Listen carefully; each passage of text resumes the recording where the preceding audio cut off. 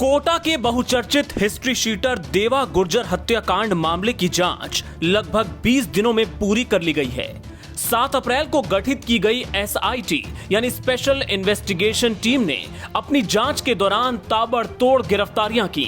देवा गुर्जर के मर्डर में कुल 25 आरोपी शामिल थे, जिनमें से 24 को गिरफ्तार कर लिया गया है। पुलिस की कड़ी पूछताछ में देवा के हत्यारे टूट गए और इस हत्याकांड से जुड़ा हर राज उगल दिया।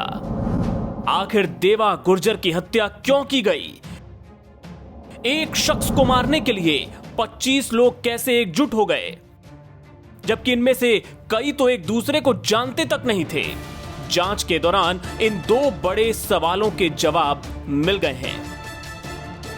दरअसल इस हत्याकांड में 4 किरदार सबसे अहम हैं। एसआईटी के मुताबिक इनमें से 2 बदमाश बाबू गुर्जर और सांवरा गुर्जर इस मर्डर केस के मास्टरमाइंड हैं। वहीं पिता पुत्र भैरू गुर्जर और कालू गुर्जर ने तमाम बदमाशों को एकजुट करने का काम किया। आइए आपको बताएं कि आखिर देवा गुर्जर ने इनका ऐसा क्या बिगाड़ा था कि इन चारों ने उसका काम तमाम कर डाला। सबसे पहले बात सांवरा गुर्जर की। एसआईटी की जांच के मुताबिक सांवरा और देवा के बीच वर्चस्व की जंग काफी वक्त से चल रही थी। ठेकों को हासिल करने के लिए, एक ही काम को पाने के लिए दोनों के बीच होड़ लगी रहती थी। देवा हर बार सांवरा पर भारी पड़ जाता था। बताया जा रहा है कि देवा की हत्या के 10 से 15 दिन पहले ही देवा ने सांवरा को किडनैप कर लिया था और उसे जमकर धमकाया था।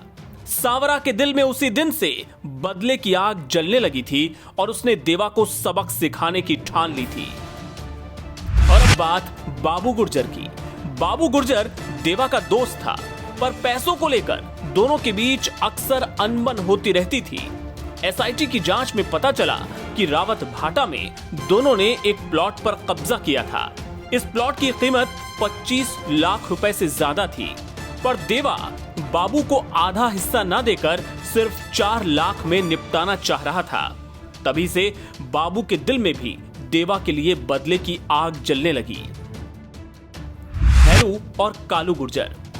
दरअसल कालू गुर्जर सांवरा का दोस्त था। देवा ने जब से सांवरा को धमकाया था, वो उसके साथ ही रहने लगा था, और जब देवा को यह बात पता चली तो उसने कालू को भी धमकी दी। ये बात कालू के पिता भैरू गुर्जर को पता लगी तो वो भी देवा के खिलाफ हो गया और इस हत्याकांड को अंजाम देने में उसने भी अहम भूमिका निभाई। इसके बाद सभी ने मिलकर पूरी प्लानिंग की। 1 हफ्ते तक लगातार देवा के मूवमेंट पर नजर रखी गई और आखिरकार 4 अप्रैल को जब देवा एक सैलून में शेविंग करवा रहा था, 23 बदमाशों ने मिलकर एक अकेले इंसान को बेरहमी से कत्ल कर दिया। 23 बदमाश ऑन स्पॉट थे, जबकि 2 बदमाश प्लानिंग में शामिल थे।